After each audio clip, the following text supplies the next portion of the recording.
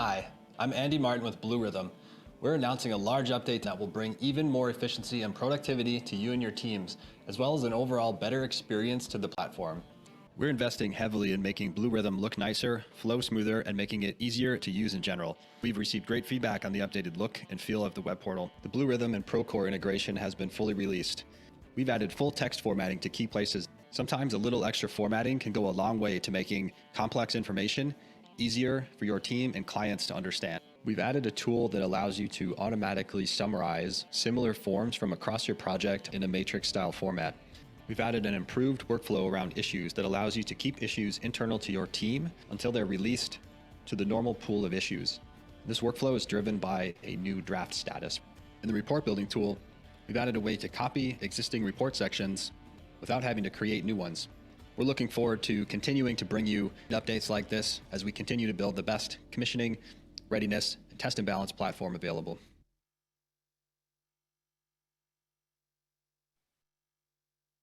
Good afternoon, everyone, and welcome to AABC's Tab Talk webinar series. I'm Colleen McCain, Marketing and Member Engagement Manager with AABC, and I'll be your moderator for today's webinar. Thanks to all our members and non-members across the community for participating today, and thanks to BlueRithm for supporting this webinar. I have a few housekeeping notes before we get started. If you have questions for our speakers, please use the Q&A button in your Zoom window, not the chat, and we will feed those questions to our speakers at the conclusion of the presentation. You can submit questions at any time. No need to wait until the end. If you have technical issues, please use the chat box to inform the panelists, and we will assist you. And finally, concerning AIA Learning Unit, if you are an AABC certified TBE or TBT, please allow 7 days for your CEUs to be uploaded automatically to your portal. Today's session topic is planning and scheduling tab work for the best value outcome. Our experts joining us today are Rebecca Ellis and Miles Ryan from Questions and Solutions Engineering, and Pat Young from Test and Balance Corporation. Rebecca Ellis is a nationally recognized leader in the building commissioning industry. In addition to being a licensed professional engineer in 17 states, she is a LEED accredited professional and holds commissioning certifications from ASHRAE, the Building Commissioning Association, and the AABC Commissioning Group. She has a master's and bachelor's degree in mechanical engineering from MIT and the University of Minnesota, respectively. She has helped define mainstream commissioning services and has written a monthly column about commissioning for Engineered Systems magazine for more than 20 years.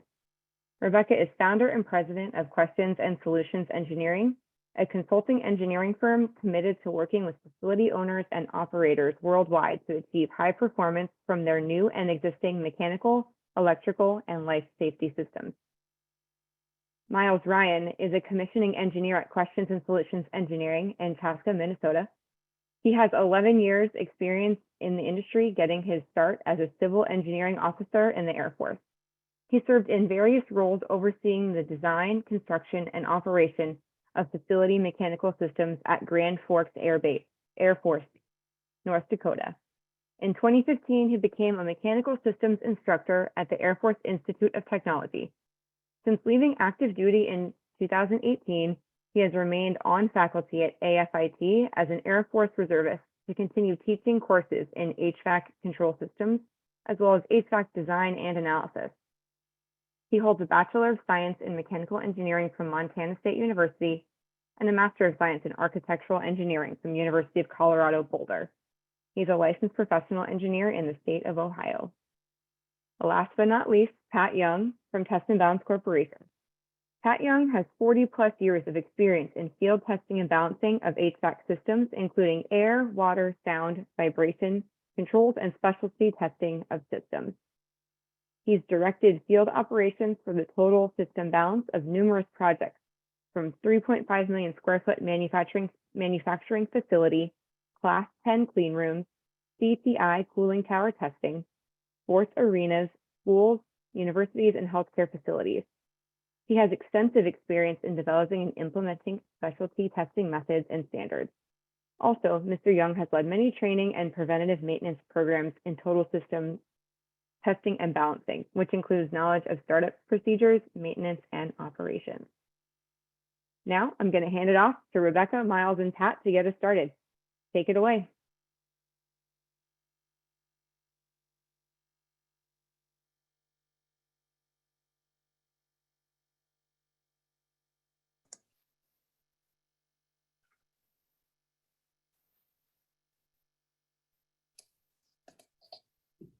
Welcome, everyone. I'm Rebecca Ellis, and I'm going to kick off this webinar.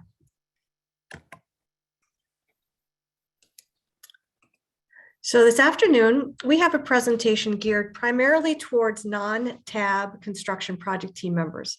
Of course, we welcome TAB professionals' participation, especially during the discussion. We're essentially going to cover ways a project's TAB professional can enhance the contractor's success and thus enhance the owner's success and satisfaction with receiving properly functioning mechanical systems on time and within budget. All of these activities are part of the AABC's standards for total system balancing, but very few project teams take advantage of them.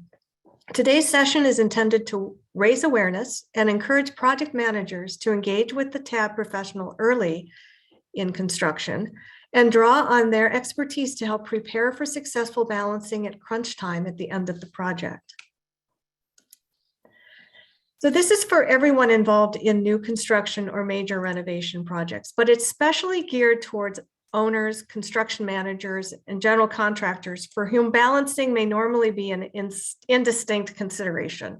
You know, we know about it, we just don't care that much. Well, we want you to care. We want to reach these people because they are positioned to help facilitate the required scheduling and coordination we're going to talk about today.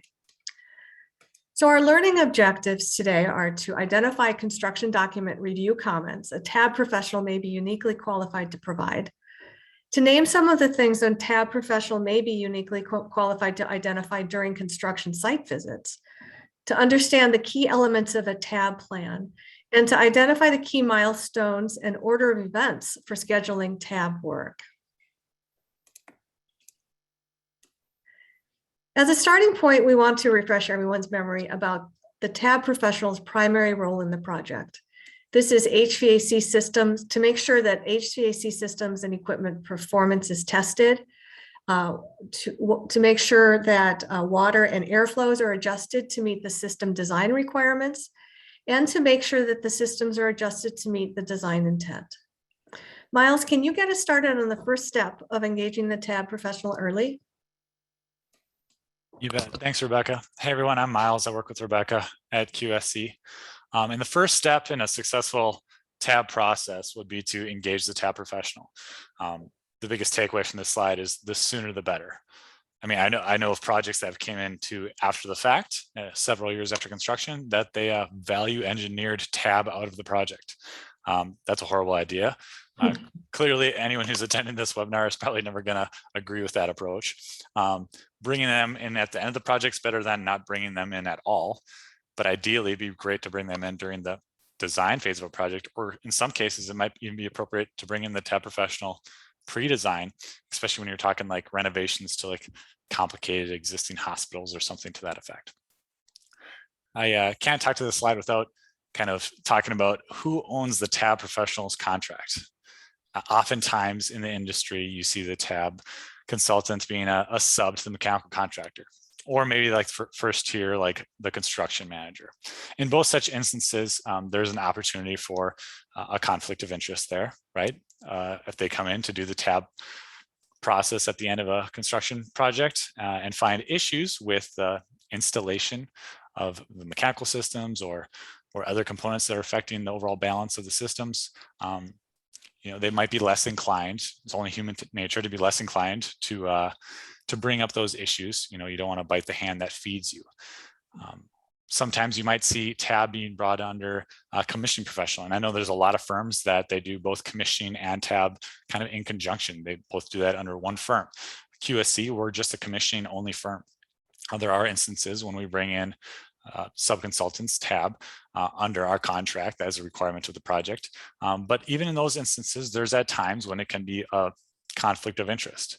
So for instance, for all the tab professionals in the audience, you think of who reviews your tab reports in the greatest detail. Like hopefully the engineer of record is doing that. But I can guarantee, at least from QSC's perspective, we review the tab report in great detail and oftentimes have many questions that go back to the tab professional.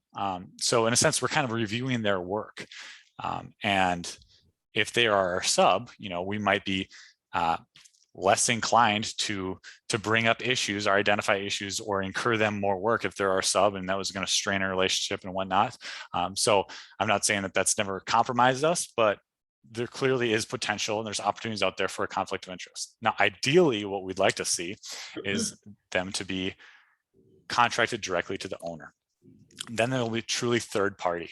They'll be truly third party, and they will not fear repercussions of calling out the mechanical contractor or other contractors for insufficient installation.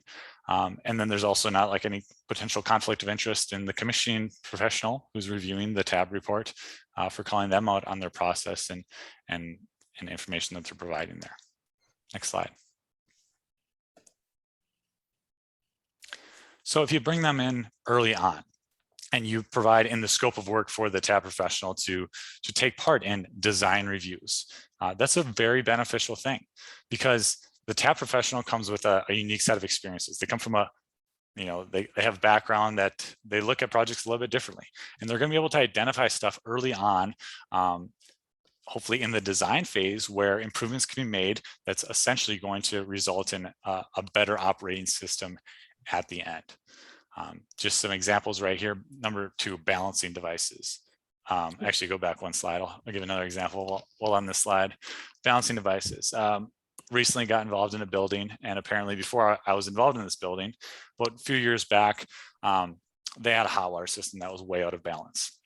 And they contracted with a local mechanical contractor, and they actually installed balancing valves. There's no balancing valves anywhere in this hot water system before. And they installed a bunch of auto flow limiting balancing valves, the cartridge style, and the system got in balance real quick.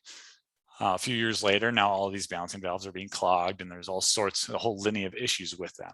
And talking to a friend of mine who works in balancing, he said, if I was on that project, had I been part of like kind of the design and the selection of the balancing valves, I would never have advised them to use those types of balancing valves for that particular system. It was an old, degraded system. There had never been any treatment of the water. There was no like side stream filtration or anything like that. It was just kind of like a nasty water system to begin with. And then you use those valves like that, you're kind of setting them up for failure in many instances. So had they been involved in the design review, maybe we could have avoided a lot of the issues we're experiencing now 4 years after the implementation. Another example, next slide, Rebecca.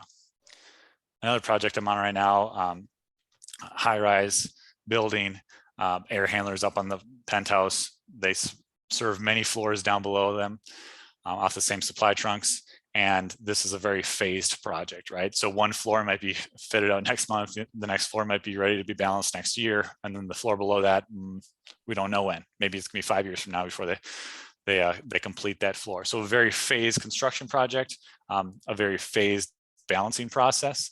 And what was recommended early on, if you want to hit the next button there, Rebecca, what was advised early on during the design review by the tab professional is, hey, it's going to be a lot easier for everyone involved, especially the tab process, but everyone who's coordinating that process, if we can put balancing dampers on the supply takeoffs going to each floor, right? That way they can balance a floor, and then as they add more floors, they don't have to go rebalance that previous floor. They can just go make some adjustments to that single balancing damper on the floor's takeoff. So a good suggestion there that was taken by the construction team. Next slide. Here's an example of a project I'm on right now, where both commissioning and tab got brought in, far too late into the project. The project was already being installed. It was a renovation to a school local here, and this is just one little snip of the schematic of the hot water distribution system. So on this hot water distribution system, essentially you'll see at the far right-hand side there, right there, yeah, we have essentially what I'd call like a hard bypass with a balancing valve on it. That hard bypass always has flow going from the hot water supply piping into the hot water return piping. and that balancing valve is scheduled to be set to 5 GPM of flow. Now, simplistically speaking, there's always going to be flow going through there, 5 GPM of flow, right? Now it is going to vary a little bit depending on the system dynamics, but the issue is they had 14 of these such bypasses in this hot water distribution system. So that adds up to 70 GPM of flow. Simplistically speaking, that means 70 GPM of flow that's not actually going to the loads. So the pump is always pushing out 70 GPM more than it needs to.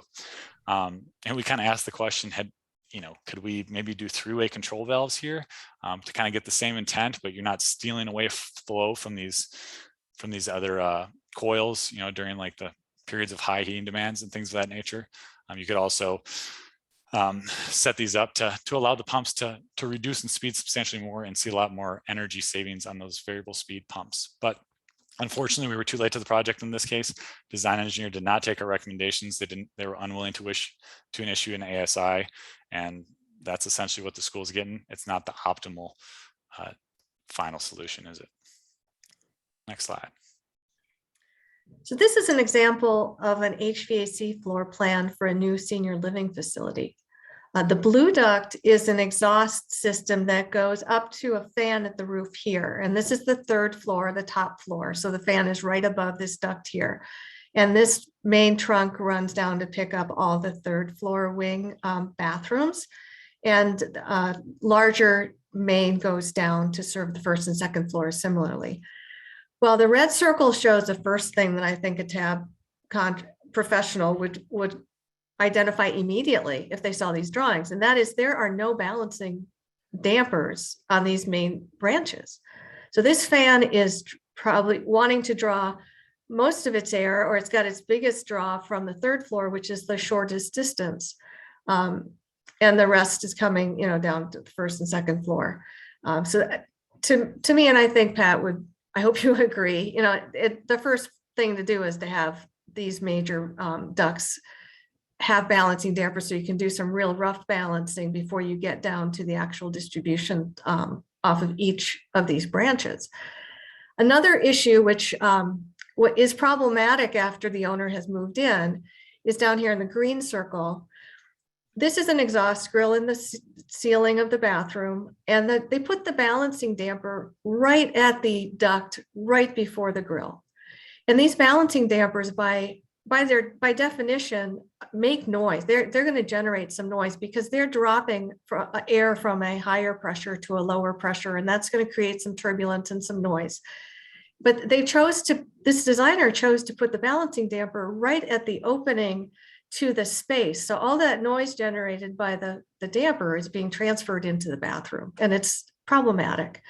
And that it could have easily been changed or addressed in design or pre-construction if they had moved this damper up to where it was a takeoff from the main duct, so that they could knock down the pressure here, but you'd have all this duct work to attenuate the sound before it actually gets into the open space. And then the purple circle is the most egregious thing here. I mean, it not only is a takeoff to an open ceiling grill in this bathroom, but there's no ductwork between it and this main high pressure, high velocity exhaust main. So they've got a little bit of a spin off, and it turns immediately down to a grill, and there's a balancing damper stuck in there too. And these things are just screaming, and that it's unacceptable for the people who have to live in these spaces.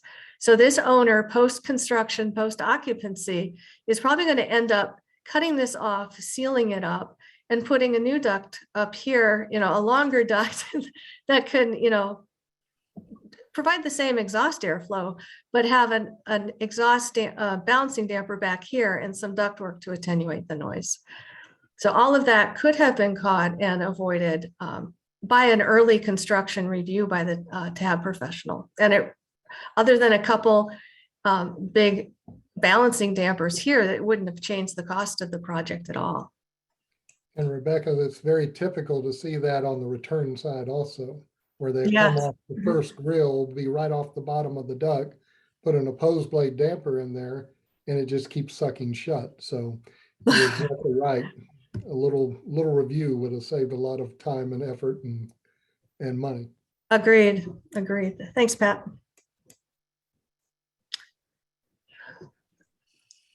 So where else, could the TAB professional look and provide some feedback? So another critical element for the TAB professional's review of the construction documents is finding and understanding the requirements for balancing. This may sound straightforward, but it is anything but trivial. Unlike most trades, for which there's typically a single specification section and set of drawings, TAB requirements are scattered throughout both the written specification and the drawings. So in the drawings, they should contain all of the air and water flows required to be tested and balanced. This should be a combination of floor plans and equipment schedules with actual CFMs for air and GPMs for pumps. However, many times the design engineers do not provide all the important flow criteria. For example, minimum outside airflow rates are commonly missed in air handling system equipment schedules. Also, the design engineers will schedule the maximum capacities of the new equipment, which is important to understand if you're going to buy the right fan or the right pump. But if the equipment is sized for future capacity, or if it's to be brought into service in phases, the design documents need to be clear on the balancing requirements at the end of the project and the end of any intermediate phases. If it's not intended to be balanced for its full capacity, the TAB contractor's got to figure that out, and it's often not at all clear in the design documents. So these are the things the TAB professional will identify immediately upon review, while others may gloss over these fine details. And before I get started on the specifications, we'd like to run a poll of all participants in the background of this slide. So please answer the question regarding domestic hot water balancing. And I'm going to keep talking while you're doing that. So whereas there's usually an HVAC TAB specification section, they're often generic and not customized to the particular project's equipment, systems, or balancing needs. Sometimes only the TAB professional can identify what's missing in a section full of words but short on meaning. So TAB requirements can also be defined in the control sequences specification section. How many times do control sequences talk about set points that need to be determined by a TAB contractor, such as duct static pressure, minimum damper positions, hydronic system differential pressure set points, VFD speeds? It's like the TAB professional needs to read the whole spec and in search for all these things that are going to impact him or her. Pat, do you have any comments on that? I do. And as a matter of fact, I was just reviewing one yesterday talking about building pressure control. And this goes to the fact of not only is it sometimes hard to dig out, sometimes it's just not there. And it said building pressure to be determined by the TAB contractor. Well, I'm not the engineer. I'll set it and verify that it's set to, but you got to give me some input. You want it at an inch, or no, I think that'd be way too much. Maybe 0.05, 0.02. What do you want? Just tell me what you want and I'll make sure it happens. But yes, we see it all the time, just a lack of specificity in the specifications and the drawings. Right, and would you agree that if you see those early enough and can generate an RFI, much better to do that during the construction phase than once you show up to actually do the balancing? Absolutely, and like you said, with the pre-design in the design phase, as soon as we can come on board, the better. Unfortunately, when you're under the different contractor in different places in the process, that varies. But the earlier, the better. Absolutely. Good, thank you. So do we have the result from the poll question?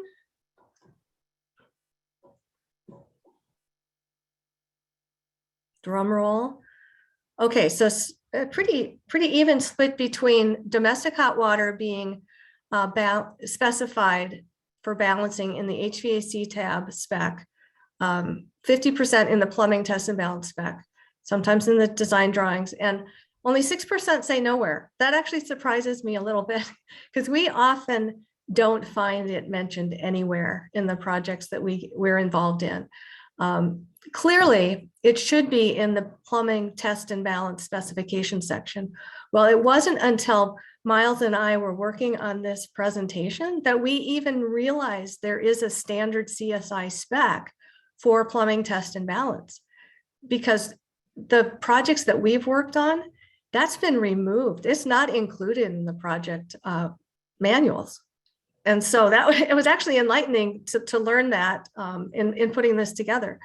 But some people don't even realize domestic hot water systems need to be balanced. And it's probably true for small buildings, maybe even high-rise office buildings that only have bathroom cores on every floor, and they might have point of use water heaters. But as soon as you have a central hot water system that's circulating water through, quite a ways through a building, whether it's multifamily housing or a hospital or a laboratory, it's absolutely required to balance that system to make sure that the furthest fixtures get hot water in a reasonable period of time. So therefore, it's often not included in anyone's scope of work on a project, and yet many facility types require it. And it's something that an owner isn't really going to recognize doesn't work until they move in and try to use it. And people who aren't getting hot water, who expect it in a timely fashion, don't have a lot of patience for that. Sometimes if it's an HVAC system issue, people are understanding that maybe they might be a little hot or a little cold when they move in and there's some tweaking to be done. But when you step into your shower that first morning after you move in and you don't have hot water, it's kind of unforgivable. So bottom line here is, if TAB professionals can review and comment on the design documents early enough in construction, they will at least have the opportunity to raise questions of the design team and get them addressed prior to actually trying to make the building work. So Miles is going to share some examples about the subtle importance of balancing and controls integration in the specifications as well. All right, thanks, Rebecca. Next slide. Okay, so just to kind of follow what Rebecca said, a lot of times the requirements for TAB, the information that the TAB professional needs, is just scattered throughout the construction documents. And in the scope for the TAB professional, it really needs to require them to be part of not only reviewing the design and the specifications, but also involved in kind of the review process for the temperature control submittal, as well as probably some other submittals as well, equipment submittals and whatnot. Because a lot of times buried in these other documents is requirements for the balancer that they might not even be tracking. So for instance, we were on a project, it was a design build project. The design package had nothing for sequences of operation, but the temperature control submittal did. And it was buried in this large temperature control submittal, some additional requirements for the balancer that he or she might not otherwise have known about. So a couple examples here. First off, there was these garage makeup air units that were there for ventilation of enclosed garages. And each garage makeup air unit served between like 2 to 4 what we call ventilation zones. Each ventilation zone had an associated exhaust fan. So if carbon monoxide concentration in that ventilation zone went up because of a car idling, what have you, that exhaust fan would engage. And if any of the served exhaust fans engaged, the makeup air unit had to engage. Well, the speed at which the makeup air unit runs would have to be dictated, be different depending on what combination of exhaust fans associated with it are running at that moment in time. So essentially, the temperature controls contractor was banking on the balancer determining all of these combinations and determining all these fixed speed settings for this garage makeup air unit. As you can imagine, this was kind of buried in the temperature control submittal. It wasn't read by the balancing professional. It wasn't determined until we read the final TAB report, identified they never determined this for them, and they essentially had to go back out. Now, industry as a whole, it's difficult. I feel for you all when your requirements are scattered across all of these construction documents. And I don't have like a great solution to change that overnight. However, just speaking to the broader team members here is, let's stop thinking of tab as a box to check, and stop going after the cheapest, the low price, right? Let's put in the requirements for the design engineers out there, put in the requirements for tab that they're heavily involved in this documentation review, so they're compensated for that. And we select tab professionals on best value, so they're able to go through, comb through this stuff and identify this stuff and be part of the conversation early on in the project. Next slide. The same project, another example of some requirements from tab that's just buried in the temperature controls submittal. Here they have a points list for a hot water system. Now, this is anything but conventional. This is a hot water system that has 2 modes of operation. In the winter, it operates as a snow melt system that sends hot water out to like a parking ramp and some sidewalks to melt the snow. This is Minnesota we live in, right? In the summer, we still run that boiler and hot water system and those pumps. However, we run it for a completely different application. Now we run it to reheat coils and makeup air units that are needed for dehumidification purposes. The speed at which the pump on that hot water system runs is going to be drastically different depending on what mode of operation it's in. Who needs to determine those fixed speed settings? Tab. Was tab reading the points list in this temperature control submittal? No, so this was initially missed. I mean, it was eventually caught, but this is just kind of highlighting to everyone that it is difficult trying to consolidate and document everything that tab, all the requirements for tab. So we need to make sure that they're compensated and they're part of the project early on, so they can help identify this and consolidate all the requirements themselves. So we also think the tab contractor has a lot to offer with respect to equipment submittals. And whereas mechanical contractors are pretty good about getting tab contractors certain equipment submittals that they need to look at in order to do their job at the end of the project. Having the tab contractor review certain submittals, such as balancing valves, pump curves, fan curves, those types of things, before the contractor actually turns them over to the design engineer for review, and certainly before the contractor buys any of them, can save the contractor quite a bit of pain and anguish and money if the tab contractor can identify something up front that clearly isn't going to work, or things that don't work together. Like maybe this control valve is fine by itself, but given the pressure drops represented by this pump, they're just not going to play together.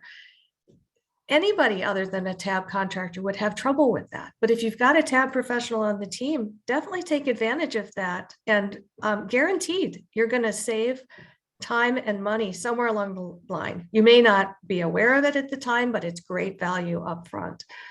So how can tab professionals be incorporated into the submittal review and approval process? It needs to be customized to the project delivery method, as well as Miles talked about earlier, who the tab professional is contracted to.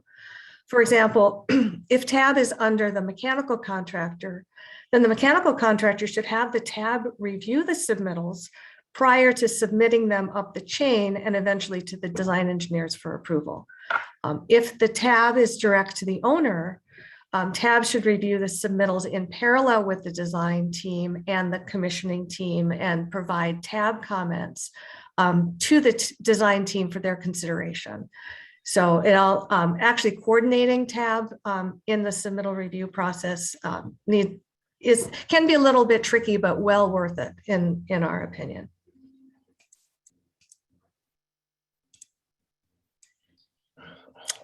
So it's imperative that the tab professional also receive all construction change and clarification documentation to ensure that he or she balances to the final design requirements and not to the original construction documents. I mean, how many construction projects actually go from stop to finish without any adjustments or changes? I mean, very few of them. So the types of communication that's typically flowing in a project includes requests for information and their answers, architectural supplemental instructions or ASIs, and then of course the dreaded change orders. But whereas mechanical contractors can be pretty good about getting those equipment submittals to the tab professional, they don't typically think to share these documents. And adding the tab professional to the distribution list of construction communications could save lots of grief at the end of construction. So now Miles is going to talk a bit about scheduling. Okay, kind of the next step would be, early in the construction phase to get a tab scheduling meeting, like well before the actual tab process is going to take place. And this means essential because they need to properly align the master construction schedule with what they need, right? The tab professional is going to be able to identify prerequisites before they can come in and do their work, right? And sometimes they're going to look at this master construction schedule and they're going to be able to help the other project players know that, like, hey, you can't schedule temperature controls, balancing, and functional testing for commissioning all in the same day. Like, it's been done before. and fire alarm testing, right? Yeah, and it doesn't go well. And owner move in too. That's the best. Right. So they're going to help early on. We don't want tab to be an afterthought. We want them to be thought of early on, planned for. This meeting can be used to kind of brainstorm. There's always like unique subtleties of every project, right? And they're going to be able to brainstorm with the project team to figure out, all right, how can we keep tab off the critical path? Or if, there's a critical path, how can we, buy us some margin, right? On the way we sequence and schedule stuff. Also, this would be a great opportunity to get that first introduction between the controls contractor and the tab professional. As we talked in our last webinar, like the interdependency on these two processes, these two entities of a construction team is just, there's a lot of interdependencies, and they need to meet each other early on and start working together early on. The bottom line here is we don't want to rush the tab process at the end of construction, right? There's a ton of value in the tab process. That's the whole reason for this webinar series, to help, hammer home that point. And if you rush it at the end and you try to make up all the construction delays, try to make up the end by condensing tab, you're not going to get your best value. And that's what this whole presentation is all about, is identifying how to get the best value out of the tab process. And Miles, playing on that, the key to the scheduling process is to try to anticipate a real world condition. I see all the time where I have tab people say, oh, it's going to take a week to go through this floor. So the GC writes in a week, but nobody estimates any time for any deficiencies or problems in the field, and that's left out. And then all of a sudden, the first floor, after the first week, the general contractor said, why aren't you done? Well, I've got 20 punch items that somebody's got to fix it. And that doesn't get estimated in there. And I think a real world approach and at least estimating some time for contingency and deficiency corrections needs to be included in that schedule. Yeah, that's a great point. Thanks, Pat.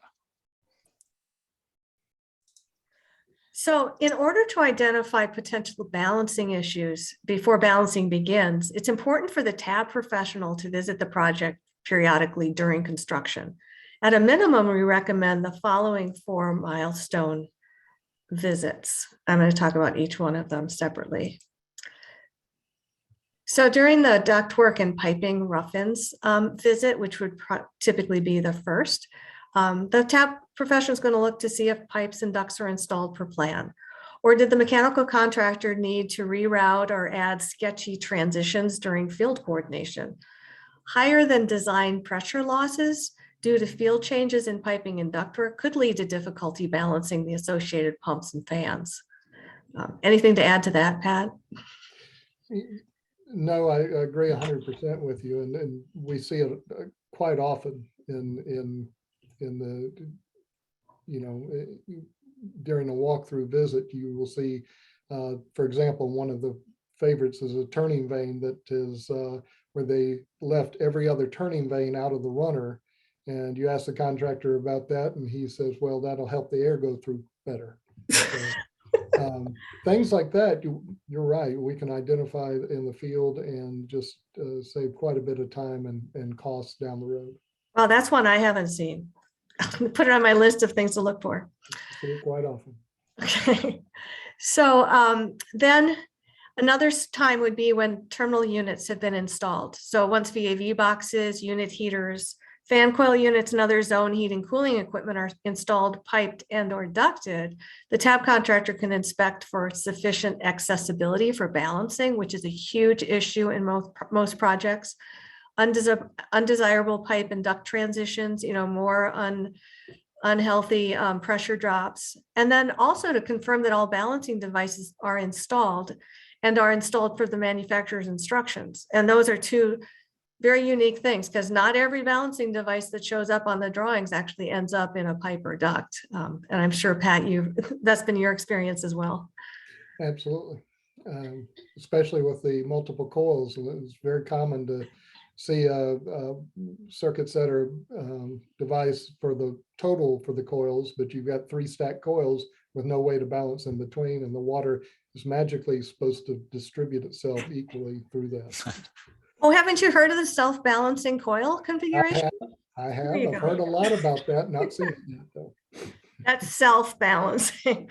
All right. So Miles has an real quick on the transitions. It's very common to see where the engineer calls for conical connections and fittings coming back into the takeoffs for the duct, and the contractor will install a straight in fitting, then not understand why it takes 3 times the pressure to get the air to the outlet. Very good. Miles. Yeah, I guess maybe I hammer this home too often because I think I've talked about this in other webinars, but it's a pet peeve of mine is, if you got a 3-way control valve on any coil out in your system, you really need to have that balancing valve in the bypass leg right there, right where Rebecca's circling. That is so often missed. Sometimes it's missed in the drawing set, in this detail they show here, sometimes it's missed. And hopefully if commissioning or tab gets brought in early enough for a design review, that's caught. But then probably more often than not, I see it correct on the design drawings, but then like the mechanical, the pipe fitter unilaterally decides that it's not needed and it's not installed. And it is needed. And it depending on the size of the coil, it can have like major repercussions. If you don't do that, it could have, it can cascade into a bunch of other issues, primarily from a controllability standpoint. Trying to do temperature control with that reheat coil, if you have an unthrottled flow through your bypass, can be a very difficult thing to do.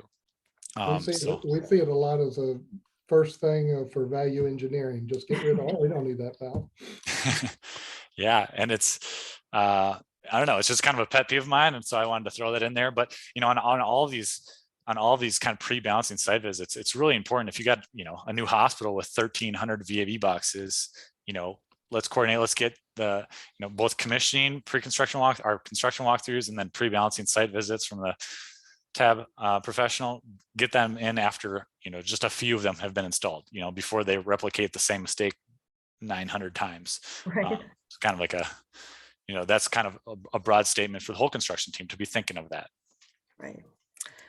Good. Then the next visit might be after the central equipment, the central plant pumps and air handlers and chillers and boilers have all been piped up. Similar to the terminal unit installation, the tab professional will want to observe these installations following their connection. So Miles has another example here. Yeah, another pet peeve of mine is something that got shown to me by a balancer. Showed me this maybe my first year when I was getting into commissioning, saying he's like, "Hey man, you gotta watch out for us here. They like never pipe into the correct ports on these pressure gauges here. This pressure gauge to be of any benefit for balancing, it should be on the inlet to the pump and the discharge of the pump. But here our low pressure port is actually upstream of the suction diffuser. That doesn't really give us of much benefit for the balancing process. And then even worse, the high pressure port, that's not on the discharge of the pump. That's like a quarter of the way through the volute. Like who cares about that pressure there? That means nothing to anyone.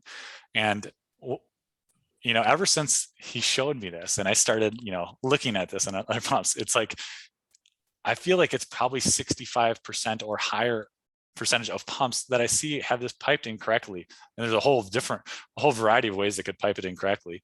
But what's odd is on the design details in design packages, I don't know if I've ever seen a design detail that shows it incorrectly, but for some reason it's always piped incorrectly.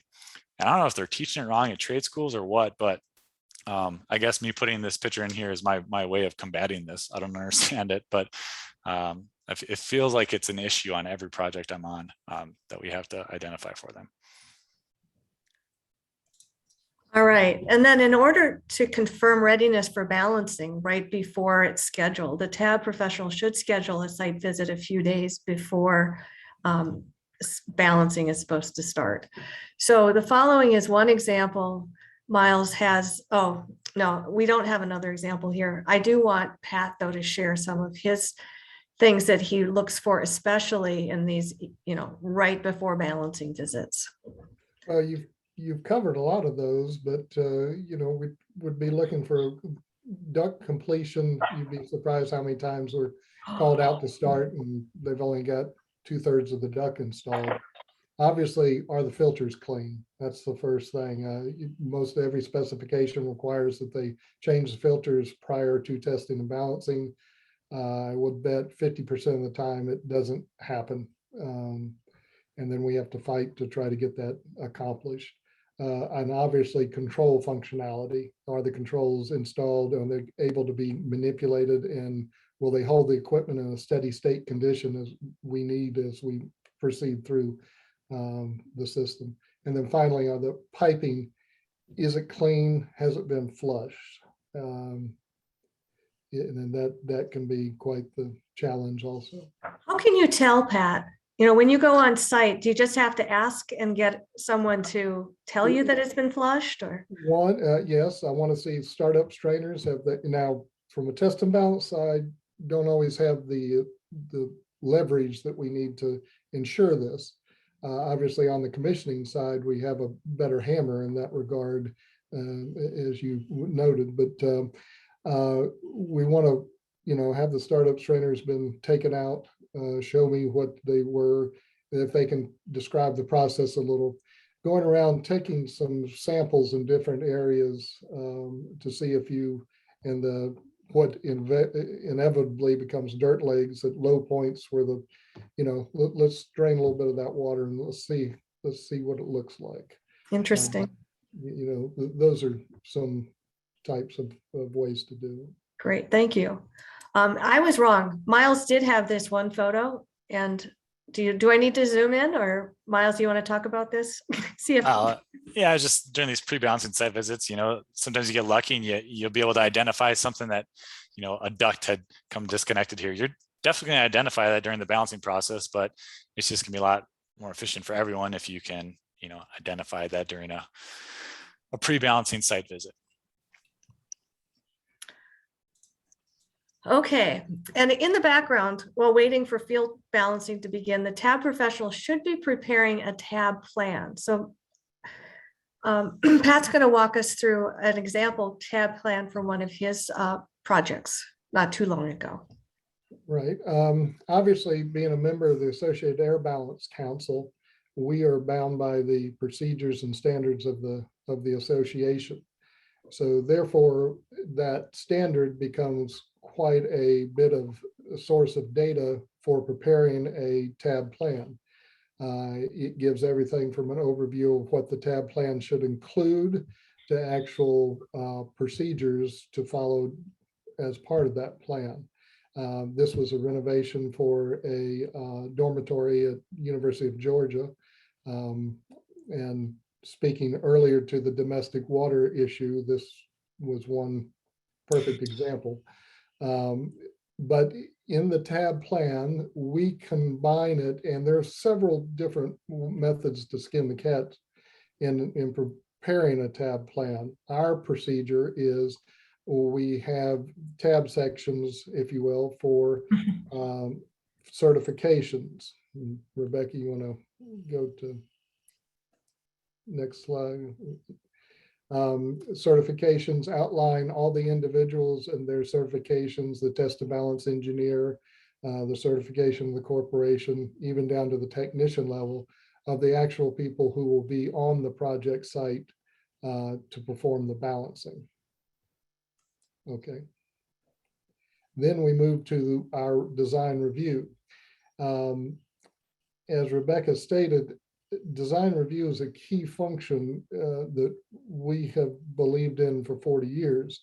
Part of that review includes just a general overview of missing dampers that aren't clearly shown on the drawings, but are needed. It also includes either balancing devices for the piping and the water valves that are needed.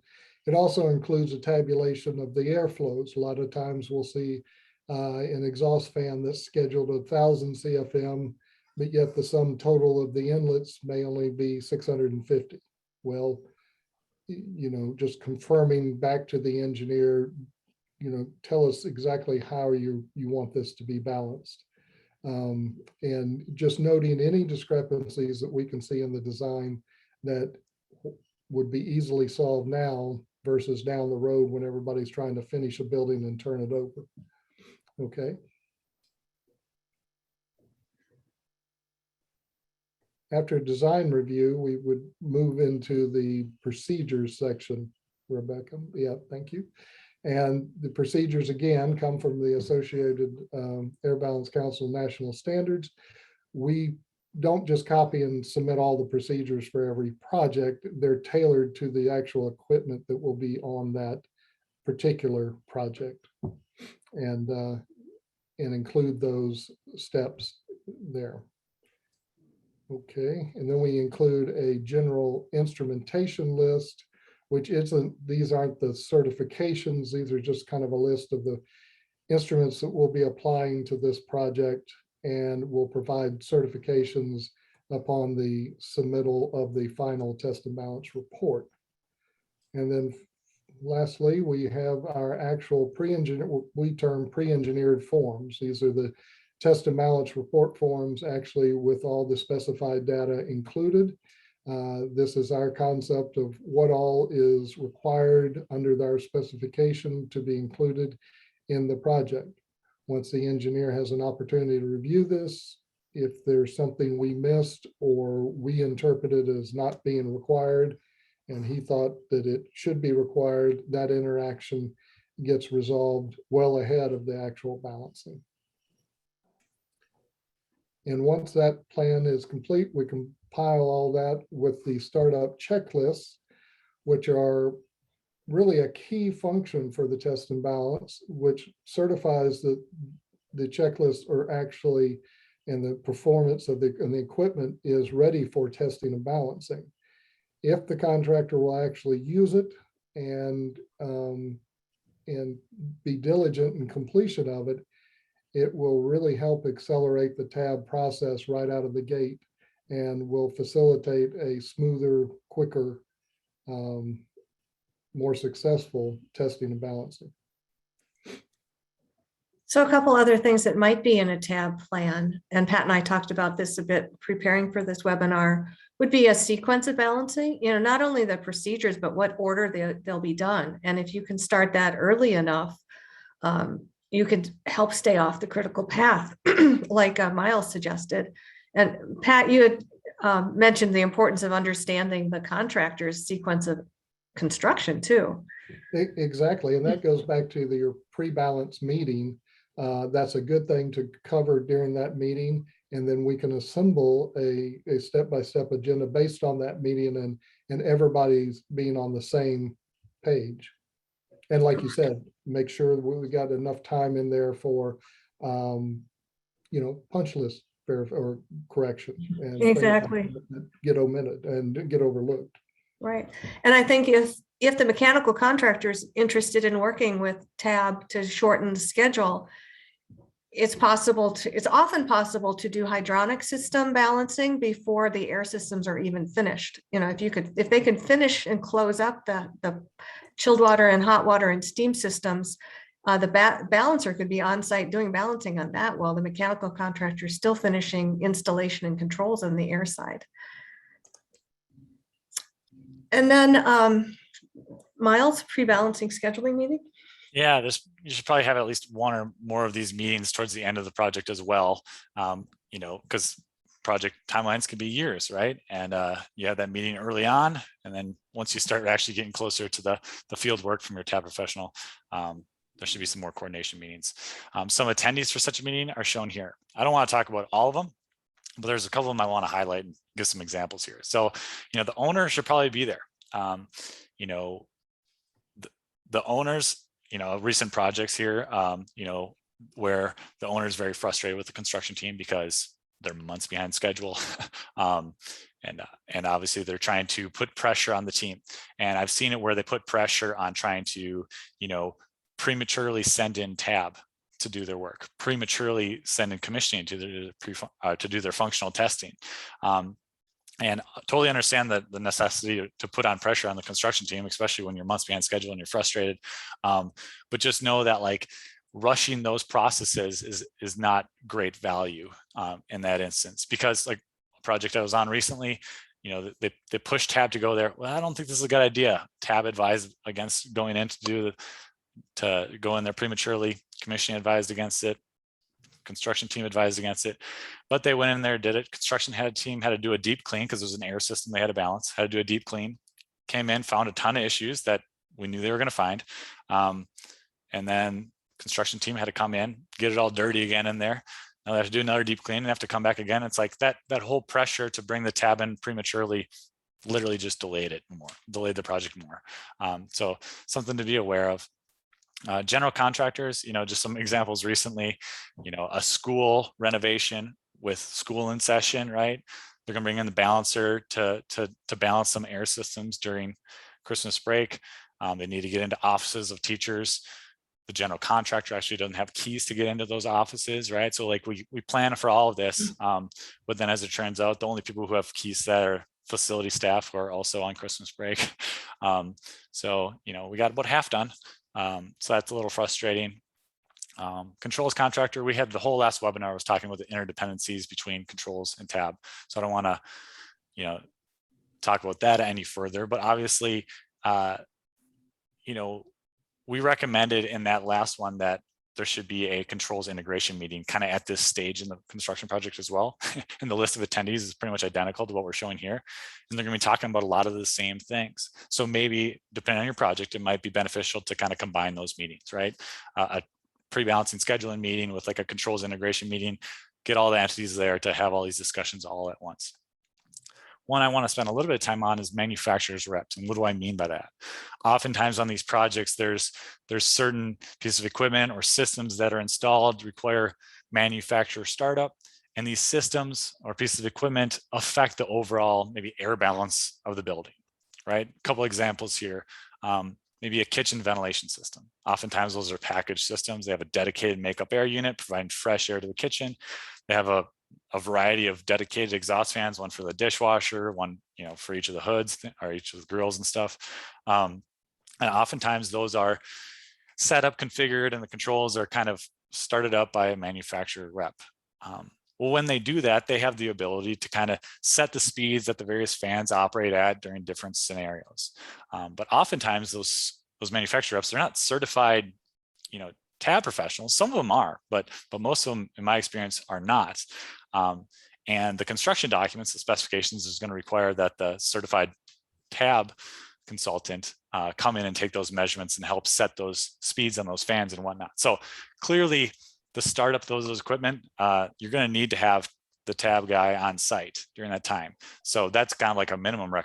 That's kind of like a minimum requirement, but to schedule all that, you should probably get the manufacturer's rep to a meeting like this to kind of talk about it ahead of time. Because I've been on several projects where, no one understood the necessity of having them both on site at the same time. Startup, manufacturer rep came and did a startup without coordinating with anyone. And then it was like pulling teeth to have them come back out there and help the balancer try to configure the settings on these onboard controllers, which is not something they are necessarily proficient at for all of the different manufacturers out there. Another example of a lot of coordination needed between balancing and manufacturer rep, simple rooftop units. Now, one of the things that balancer would do would determine the minimum outdoor air damper position on a rooftop unit. And that seems easy enough. But some of these systems, it's more than just one measurement or one setting. So I was on a project recently and we had like 20 different rooftop units get put on this this school over the course of like 2-3 years. And all these rooftop units were 2-speed supply fans. They operated at low speed or high speed, depending on the heating or cooling requirements. But then the design engineer also required that they implement demand control ventilation. So demand control ventilation, basically, you're changing the amount of outdoor air you're bringing in based off of, how occupied the space is, which is indicative or indicated by, concentration of carbon dioxide in the space. So in that case, if the fan's running at minimum speed, you need to know the range that the minimum outdoor air damper position should float between, so the min and max there. And then if it's operating at high speed, you also need that range, right? So that's 4 different minimum outdoor air damper positions that needed to be determined by balancing. Clearly, that's in the weeds, right? But to meet the design intent, it was needed to have this coordination ahead of time. And it was a little painful for that, to figure it all out for that first time. But then the next 19 times it was clockwork. So we strongly recommend the TAB professional issue preliminary TAB reports as he or she finishes a group of systems or a week's worth of work, because TAB reports often include issues that need to be resolved by someone other than the TAB professional. These preliminary documents give the contractors and designers time to address issues found early in balancing, while the TAB professional continues working on more systems. By the time the last preliminary TAB report is issued, early issues should have been resolved, and the TAB professional can just keep going and start rebalancing the trouble spots without delay. This could actually shave days, if not weeks, off the completion schedule of a project and help ensure that the final balancing report has no issues. Which brings us to the goal of the entire process, the final TAB report. And the TAB report should cover all systems. All systems should be resolved. It's not final if there are still deficiencies in the system. And all control system set points should be documented. So this signals that the systems are ready for commissioning functional performance testing. So in summary, taking advantage of the TAB professional's unique skill set and project perspective to perform these activities throughout the construction phase will improve a project's success, both in terms of properly functioning mechanical systems, but also in terms of on-time completion. So we have time for anybody who wants to stay and listen to Q&A. I'm sorry to have run a little bit long. We're kind of passionate about this if you haven't figured it out. Yeah, it's no problem, Rebecca. Thanks everyone for sticking around a couple extra minutes. We are going to stay on a little bit longer and facilitate some of these questions that came throughout the presentation. So I'll just go ahead and get started. All right, question number 1. Can you share the CSI requirement for DHW balance? What was it? I missed the beginning of that question. Correct. Can you share the CSI requirement for DHW balance? Oh, it was actually in that poll question. I don't have it at the top of my head, but there's a 220593, I think.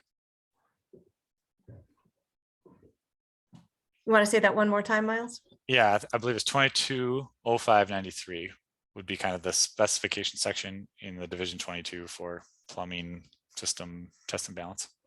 Thank you. All right, perfect. Thank you. Next question. Does tab C follow the AABC test formats exactly on their sample, or you have a tailored test format based on tab C performance? Pat? I'm sorry. I was looking at a chat question here, but I was trying to get. Colleen, can you restate that, please? Sure. Let me see if I can find the original. Okay, it says, does tab C follow the AABC test formats exactly on their sample, or you have a tailored test format based on tab C performance? We definitely tailor it to each project individually. And we have just a standard format that we've used incorporating the national standards into that format. So for our company, that's what we do as a general company-wide format we've used for years. All right, thank you. Next question. If the chillers are not commissioned and the contractor is forcing to balance the airflow for AHUs, is it recommended to balance the unit airflow without the chilled water, or should we balance using the correction factor? Well, balancing without the chilled water, the airflow is fine. As far as doing the ultimate capacity test at the end with temperature testing and things, obviously the water would need to be balanced at that point. So, but just setting your airflow, setting, if it's constant volume or VFV system, setting the airflow without the water is fine. All right, thank you. And Miles, I think you answered this already in the Q&A chat, but just for everyone to hear, the question is heating loop. Did you make a recommendation to the owner closer to those hard bypass valves to minimize the impact? Using that, the BAS set points that AEs list are always ADJ as reasoning to adjust the system to use less energy. Adjustable. Yeah, ADJ, they're saying they're adjustable. Yeah, so I answered that and said, in this case, so I actually haven't done hydronic balancing on this particular project yet, but even the mechanical contractor talked about it when you install all those hard bypasses with the balancing valves. And he's like, I don't fully understand all this. So he shut all the balancing valves. This is we're 2 winters into it yet, and we still don't have hydronic balancing done yet. But he basically shut them all, and because there are some 3-way control valves already in the existing system they're tying into, and kind of the intent is towards the end of the project, before the balancer goes out there, we're going to re-engage with, now that we have some data of how the system's been performing, we're going to re-engage with the design engineer, be like, the 5 GPM for each of the 14 hard bypasses might seem to be a little excessive. Here's some data to prove that. Can we maybe lower that requirement to find some savings? And we might get told no. And if that's the case, then I will still probably make a very similar recommendation in my final commission report to the owner if they want to kind of unilaterally take that approach after the fact. All right, great, thank you. All right, another question here. Do any of you have any tips or tricks to getting TAB involved earlier in construction? Have the owner hire the TAB contractor. That would be one, or the GC. Right. And then put it in the specification that is a required, that those items are required as part of the testing and balancing. As a matter of fact, the national standards includes that from design review and project walkthrough inspections and those. So you can include and require that as part of the TAB specification. But let me say this, as a TAB professional, we don't have any equipment. All we have is our service and our time that we sell.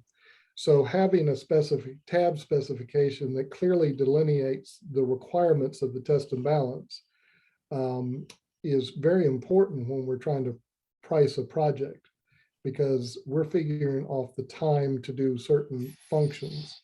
So the clearer that is in the bidding process and in the pricing process for the project, you're more likely to get apple and apple comparisons than leaving it to the imagination of the contractors as to what they're doing, and then be disappointed that later that they didn't figure any of that time they're not doing. Yeah, and I'd say, in my earlier comments about TAB specifications, the design engineers tend to put everything in the kitchen sink in the TAB spec, and assuming that if you throw enough at the wall, it'll stick. But and often, most of the time, because it's in the CSI standard, it does include design review comments and these other steps. It's just that nobody in a management position is paying attention and really enforcing that and bringing that forward to the benefit of the project. That's very generic but quite common, I think. All right, great. Thank you, guys. Since we are about 10 minutes over, we're going to go ahead and wrap up. Thank you, BlueRithm, again, for supporting this webinar, as well as our presenters, Rebecca, Miles, and Pat, for lending us your time today. Thanks so much. If you enjoyed this presentation, I welcome you to the CxEnergy pre-conference TAB and CX seminar on Wednesday, April 20th in Orlando, Florida. This in-person seminar and conference features practical presentations that will help CX providers, engineers, and TAB professionals. I'm going to drop a link here into the chat just in case anyone is interested in learning more about this educational opportunity. Again, thank you everyone for joining the AABC TAB Talk webinar today, and we will see you later this spring on the next presentation. Thanks everyone, and have a good day. Thank you. Thanks. Thank you.